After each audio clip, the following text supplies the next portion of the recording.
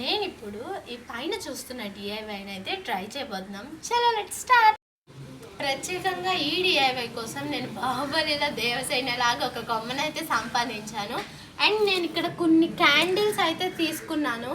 ఆ క్యాండిల్స్ని తొందరగా కరగడం కోసం స్మాల్ పీసెస్గా అయితే బ్రేక్ చేస్తున్నాను. క్యాండిల్ని స్మాల్ పీసెస్గా కట్ చేసి పెట్టుకున్న తర్వాత దీంట్లో అయితే నేను క్రయాన్స్ వేస్తున్నాను.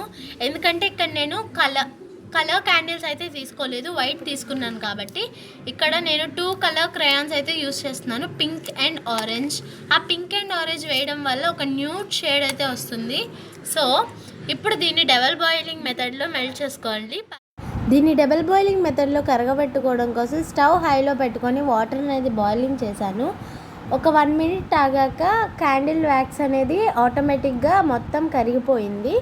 ఇప్పుడు దీన్ని కూలింగ్ వాటర్లో హ్యాండ్స్ డిప్ చేసి ఆ వ్యాక్స్లో డిప్ చేసి మనం తీసుకున్న కొమ్మకైతే ఇలా ఫ్లవర్ షేప్ లాగా వచ్చేలాగా పెట్టుకోవాలి. సేమ్ అంతే రిపీట్ చేస్తూ ఉండాలి. మనం తీసుకున్న అన్ని బ్రాంచెస్కి పెట్టుకోవాలి.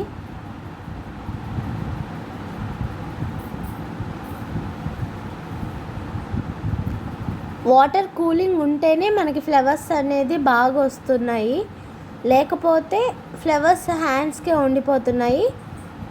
కూలింగ్ ఉన్న వాటర్ మాత్రమే తీసుకోండి. అండ్ ఇప్పుడు డిఫరెన్స్ చూపిస్తాను. నేను తీసుకున్న స్టార్టింగ్లో ఉన్న కొమ్మ అయితే ఇది.